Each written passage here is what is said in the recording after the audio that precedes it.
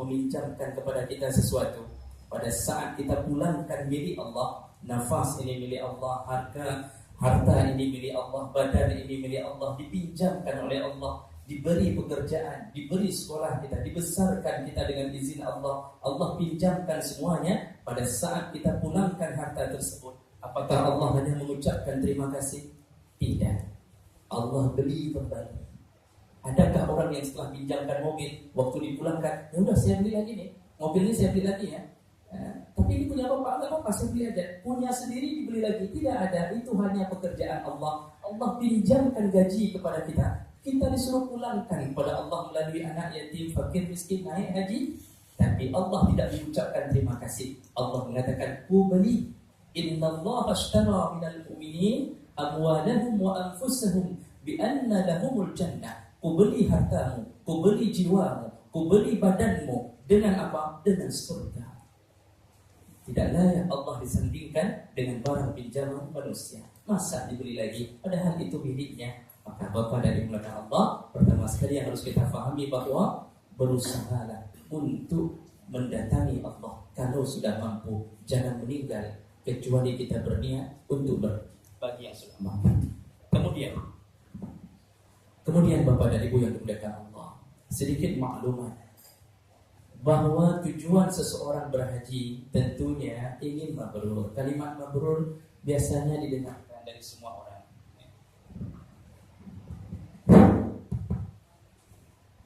Cuma yang perlu kita fahami, yang sudah berhaji dan yang belum berhaji, kita harus faham bahwa kalimat mabrur itu di sisi Allah begitu mulia. Allah biasa menyampingkannya dengan malaikat kiramin bararah. Allah sandingkan dengan kiram al-bararah. Bararah itu malaikat. Orang yang mabrur itu sifatnya hampir sama dengan malaikat. Makanya Nabi mengatakan al-umratu ila al-umrati kafaratun lima bainahuma. Satu umrah dengan umrah yang lain bisa menghapuskan dosa di antara keduanya, dosa kecil. Cuma disambung oleh Nabi, al-hajjul mabrur laisa lahu jazaa illa al-jannah. Sedangkan haji mabrur tidak layak mendapatkan pahala. Orang haji yang mabrur itu tidak ada pahalanya. Kenapa? Para ulama menyebutkannya, dia tidak layak untuk dicatat pahala, tetapi illa jannah, tapi langsung masuk surga. Kalau mabrur, jadi kita kan sistem hidup kita kan pahala. Istighfar berapa kali pahala, sedekah pahala, antara 10 sampai 700 kali lipat, salat pahala. Haji mabrur tidak layak dapat pahala, lempang langsung ke surga. Cuma bagaimana cara dapatnya? Apakah yang sudah berhaji, sudahkah kita mabrur? Mari kita perhatikan perkataan atau nasihat para ulama tentang ini. Bagaimana mabrur? Bapak dan Ibu, mabrur itu seperti tadi keterangan dari Bapak kepada kita, bahwa didapatkan bukan hanya pada saat berada di Mekah. Mabrur itu diawali dari awal perjalanan. Bagaimana caranya? Pertama, berangkatlah dengan harta yang halal. Jangan ada rencana ONH dengan hasil bunga bank, dengan deposito uang, lalu ambil bunganya tanam haji. Jangan ada rencana berhaji, mengambil uang orang dengan zalim, mengambil tanah orang kita jual, lalu kita haji, atau kita jaga-jaga di jalan, lalu mencari-cari harta orang. Hukumnya hajinya mardud, sama seperti orang salat dengan baju curian. Ditanya, apa hukumnya orang salat dengan baju curian? Salatnya sah, tapi ditolak Allah. Kalau begitu seperti tidak salat. Orang haji kalau memakai harta yang haram, jangankan haram, syubhat saja itu menyebabkan haji tidak terima. Dengan dalil innallaha thayyibun wa la yaqbalu illa thayyiba. Allah itu baik, Allah tidak akan terima kecuali dari yang baik-baik. Ada satu kawasan di daerah kita, itu masjid, tapi ketahuannya belakangan Pak, dibangun kubahnya oleh toke sabu-sabu. Ketahuannya belakangan. Panitia nggak tahu bahwa dia kerjanya sabu-sabu. Begitu tertangkap baru ketahuan ternyata kubah dibangun oleh hartanya. Ributlah penduduk di situ, di komplek itu, lalu bertanya ke kami. Saya katakan selama tidak tahu dari awal, maka kubah itu tidak perlu dibongkar. Tapi kalau tahu dari awal itu kerja sabu-sabu, dia dapatkan cuma itu, wajib bongkar, kembali dengan harta yang halal. Maka haji yang pertama untuk dapat mabrur, jangan berangkat kecuali dengan harta yang halal, walaupun sedikit pun. Karena orang yang makan haram, doanya tidak diterima Allah, badannya dicari neraka. Allahmu nabata minal haram fannaru awla bihi. Satu daging yang tumbuh dari benda yang haram, maka neraka mencarinya. Itu yang pertama, untuk mendapatkan mabrur sebelum fase berangkat. Jadi ada 3 fase. Fase sebelum berangkat, fase sedang berhaji, dan fase setelah berhaji untuk dapat mabrur. Baik, itu mohon dicamkan, jangan asal-asalan berangkat. Yang kedua, bagi kita yang mau berangkat, pada saudara kami Bapak Indra, mungkin ini perlu kita camkan bahwa berangkatlah dengan niat ikhlas karena Allah. Haji itu bukan untuk belanja ceri kuning, bukan untuk membeli air zam-zam, bukan untuk membawa pulang kurma. Maka Bapak dan Ibu melakukan Allah, jangan pesan macam-macam. Hari ini banyak orang yang kadang-kadang tidak mengemis dengan menadahkan tangannya. Pengemis modern, modelnya bagaimana? Pakai WA, pakai Facebook, pesan sama orang mau berhaji, Pak jangan lupa Pak ya, tasbihnya, air zam-zamnya, kurmanya. 100 orang dalam kantor pesan semuanya kurma, mumang tidak Pak Indra. Mumang, ini pengemis modern. Biarkan beliau berangkat dalam keadaan nyaman. Jangan pesan apa-apa. Ibu jangan pesan yang manis-manis India, yang punya Rusia. Jangan pesan apa-apa. Di Tanah Abang banyak, atau Abang Tanah juga banyak. Apa dari ibu yang dimuliakan Allah Subhanahu Wa Taala ini supaya berangkat dengan ikhlas. Nah, di sana ada godaannya. Ada orang yang berangkat haji belum apa-apa sudah bilang sama suami, atau suami bilang sama istri, ini nanti kita belanja ini. Dia siapkan uangnya untuk belanja. Jadi dia bawa pulang apa? Dia bawa pulang macam-macam. Orang yang tidak ikhlas tidak dapat apapun dari Allah Subhanahu Wa Taala. Analoginya begini Bapak dan Ibu. Saya teringat satu cerita, sederhana saja ceritanya. Ada 2 orang anak dari pesantren Dayahlah ingin mengunjungi tengkunya. Satu orang anak ini, santri ini, kerjanya di tempat berkebun. Dia berkebun singkong atau ubi. Nah, dia rindu untuk mengunjungi gurunya. Lalu pada satu hari dia petik hampir sebahagian ubi dan apa-apa dari tanaman singkongnya, dari tanaman kebunnya, dia bawa ke gurunya untuk bersilaturahim. Akhirnya sampai ke gurunya, sudah ketawa ketiwi, kemudian sudah bicara ini, sudah macam-macam. Waktu mau pulang, gurunya mengatakan kepada istrinya, dipanggil istrinya oleh gurunya. Dan Tengku ini mengatakan, Mi, ini anak ini dari tadi sudah datang ke tempat kita, dia bawa macam-macam. Kita bisa bawa apa untuk dia? Bisa kasih apa? Kata istrinya, sebenarnya kita nggak ada apa-apa lagi, Abi.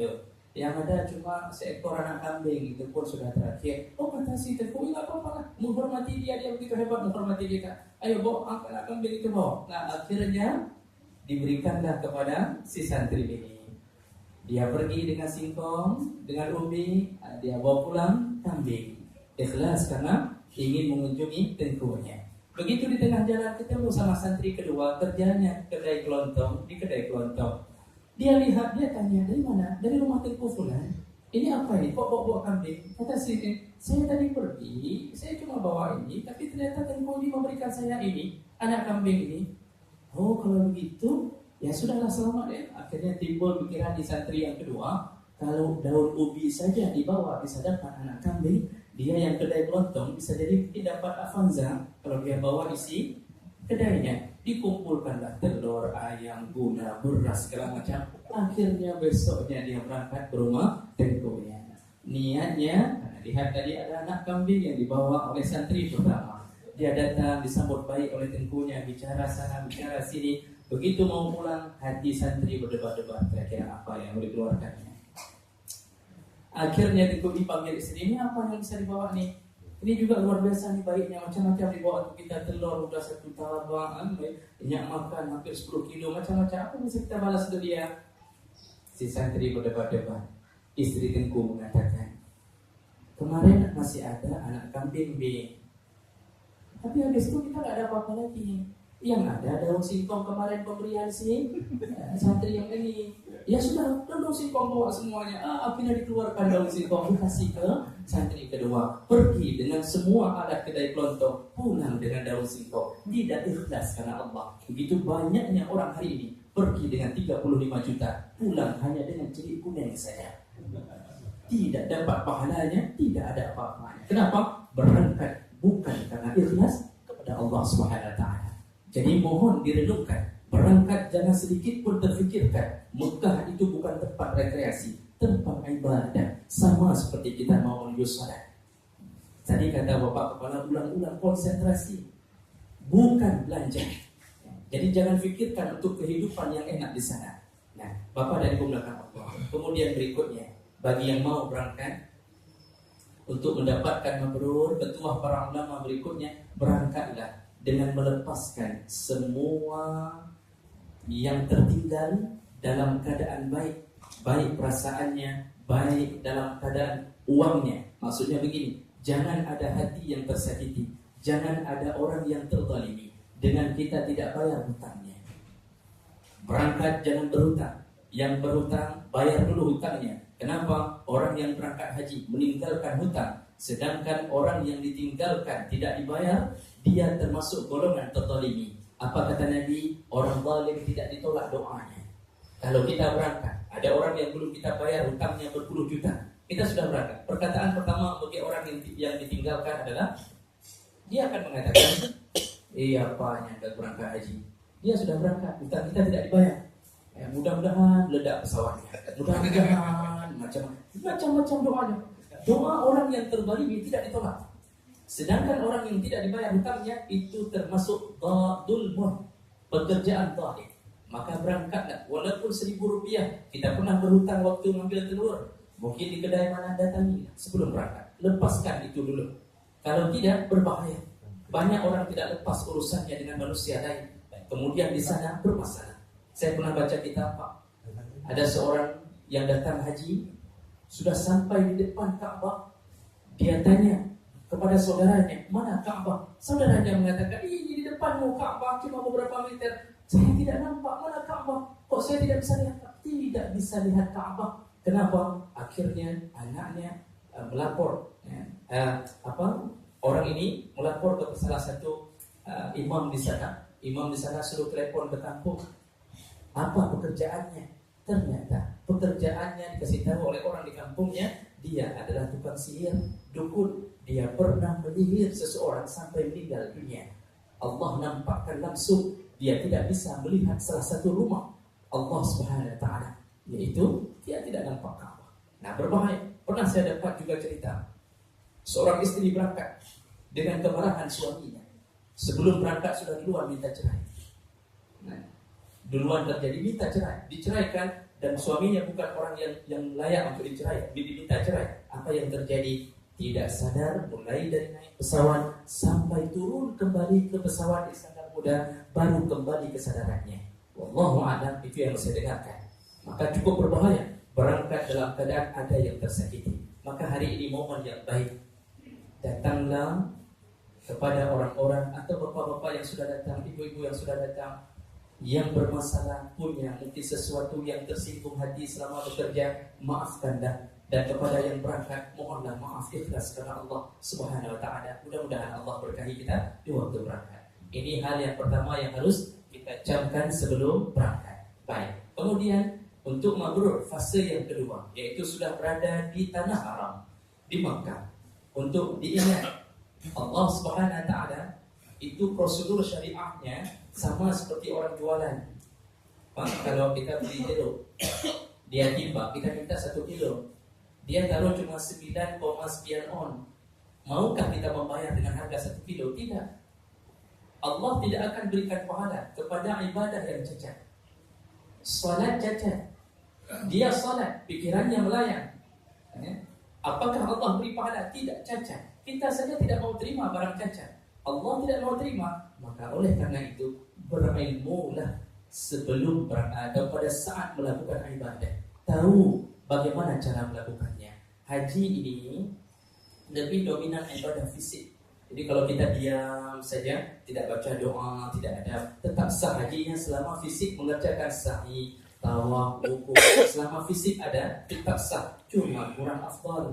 Maka marilah belajar. Sebelum berangkat Pak berulang-ulang belajar. Kenapa? Yang sudah berangkat saja bisa bingung kembali. Karena haji ini berbeda dengan umrah. Haji ini dia agak sedikit ribut perjalanannya. Yang ini bagaimana? Nanti boleh ngambil nafar awal atau tidak? Yang siapa yang ngambil nafar sani? Bagaimana melakukan tahallul? Apakah harus langsung dicukur di situ? Atau boleh bawa pulang ke hotel? Kapan kita harus begini? Kapan harus begitu? Itu harus difahami. Ada salah seorang jamaah haji Jawa Timur kebetulan yang saya baca. Itu dari ketua kloternya. Pergi haji, ditanya oleh ketua kloter, waktu di keliling-keliling, ini Pak, Bapak haji tamattu atau haji qiran? Apa dijawabnya? Bukan Pak, saya haji saleh, kata dia. Ditanya, Pak, ini Bapak ngambil haji tamattu atau haji qiran? Dijawab, bukan Pak, saya haji saleh. Menunjukkan apa? Tidak faham bagaimana melakukan tamattu, bagaimana melakukan ifrad, bagaimana melakukan qiran, di mana perbedaannya. Ini menyebabkan ibadah cacat. Makanya hendaklah benar-benar belajar dari orang yang faham siapa saja orangnya.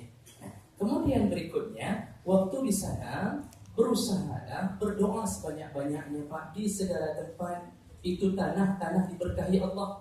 Tanah itu barakna haulah, kata Allah. Mekah itu diberkahi, setiap jengkalnya berpahala. Allah minta berdoa di depan multazam, di depan makam Ibrahim. Usahakan berdoa yang kita fahami. Jangan doa dihafal tapi tidak faham. Karena nanti seakan-akan mereka bertanya, kamu minta apa? Oh, yang penting saya sudah hafal, saya tidak tahu baca doa apa. Berusaha dan maka tidak perlu bahasa Arab. Minta apa saja, urusan apa saja. Dan hati-hati kalau minta sesuatu yang kita tidak faham. Kalau dimakbulkan Allah, bisa berbahaya bagi kita sendiri. Ini seorang istri kadang-kadang mengaminkan doa suami berdepan di depan multazam berdoa, ya Allah, kawinkan aku kembali, ya Allah. Kebetulan suami bisa bahasa Arab sedikit, pakai bahasa Arab, ya Allah, ulang ini, ya Allah, tambah lagi, ya Allah, satu lagi, ya Allah. Diaminkan istri di belakang, amin, nangis lagi, amin, ya Allah, pulang, suaminya kawin lagi, ya Allah. Kenapa? Makbul doa yang diaminkan oleh istrinya. Istrinya marah-marah, bapaknya bilang, kan kamu yang aminkan. Bahaya doa tidak faham. Maka jangan asal mengaminkan doa orang punya keinginan tertentu. Maka bapak dan ibu yang dimuliakan Allah, di setiap saat berdoa.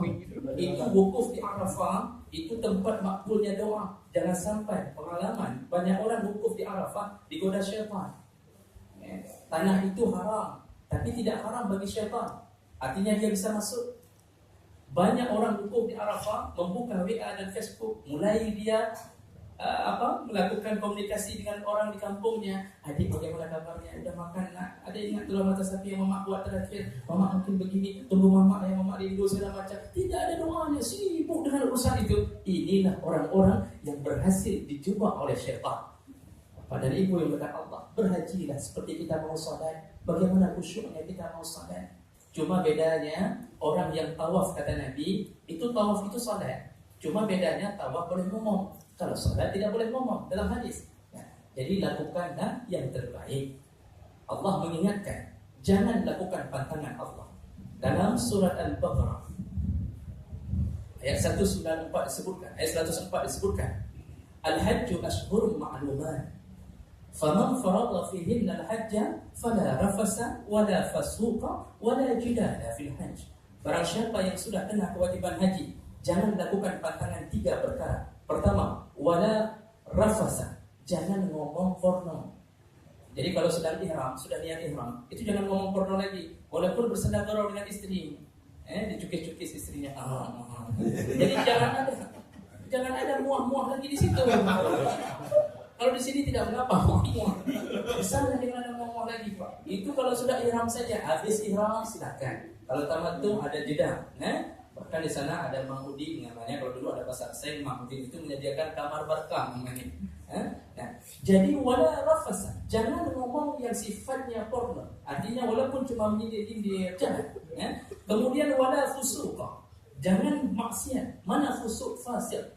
Apa yang Allah larang? Allah larang bagi perempuan dan laki-laki untuk tidak boleh memotong rambut, tidak boleh mencukur ini, tidak boleh memakai minyak wangi, perempuan dilarang menutup wajahnya, perempuan macam-macam, jangan bunuh binatang buruan. Ini semua fusuk. Kalau kita lakukan, haji kita cacat.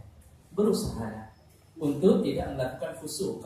Yang terakhir, wala jidala, jangan bertengkar. Jangan bawa pertengkaran dalam rumah ke asrama di haji sana. Jangan sampai di sana pun masih bertengkar, sibuk dengan urusan yang belum selesai.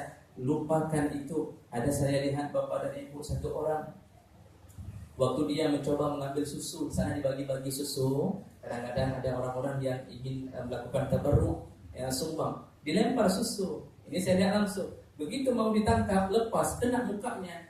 Masya Allah, sekali kena mukanya susu itu, dia keluarkan semua bahasa Inggris yang ada diketahui oleh orang Aceh. Semua dikeluarkan. Itu sedang melakukan haji. Subhanallah, dia tidak ingat dia sedang apa.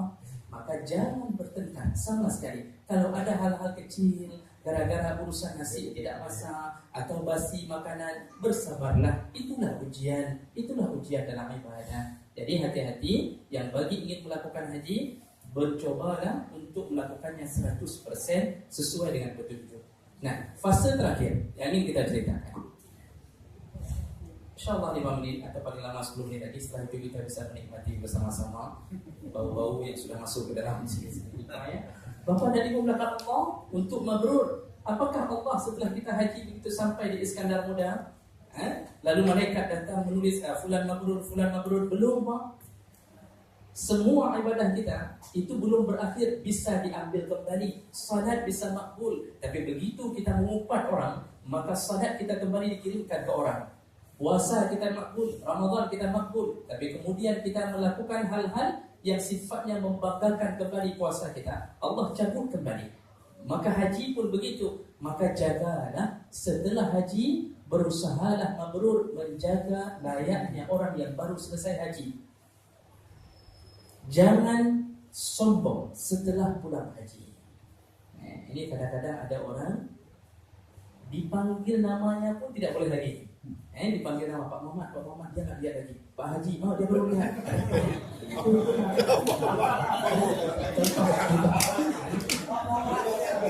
Contoh apa? Saya tidak kenal siapa di sini. Bapak itu yang memuliakan Allah Subhanahu wa Ta'ala. Jadi kalau dipanggil Pak Haji baru lihat. Kalau tidak dipanggil dia tidak mau lihat. Kak Biki mana? Lihat 25 juta kayak begini. Ada ustaz, ada tengku begitu tidak dipanggil nama hajinya tidak mau naik panggung. Ngambek, tidak mau. Kenapa? Tidak dipanggil gelar hajinya. Pertanyaan saya sederhana. Pernahkah Bapak dan Ibu buka kitab? Tertuliskah dalam satu hadis atau dalam satu kitab ulama Haji Muhammad Rasulullah SAW? Tidak ada. Pernahkah kita mendengar Haji Abu Bakar Siddiq, Haji Umar bin Khattab, Haji Umar yang ada? Tidak ada. Haji Utsman bin Affan tidak ada, Haji Ali tidak ada. Semua sahabat makbul insyaallah dengan amalan mereka tidak pernah dipanggil dengan gelar haji. Pernahkah ibu-ibu mendengarkan Hajjah Aminah, Hajjah Khadijah, Hajjah Aisyah, Hajjah Fatimah, padahal mereka lebih mulia di sisi Allah? Tidak perlu gelar. Kalau bisa hilangkan. Kalau dipanggil Pak Haji, kalau perlu mengatakan apa? Bedawainya, takut durian, nyoria kata lah, tubuhkah macam-macam. Nah, itu dah berusaha. Janganlah bersikap membanggakan amal, karena bisa menghilangkan amalan kita. Kita berbangga-bangga, insya Allah mabrur. Begitu bertemu Allah di padang mahsyar, ternyata tidak ada lagi catatan haji kita. Kenapa? Sibuk dengan kebanggaan kita. Kemudian jangan ria setelah pulang haji, jangan menampakkan amal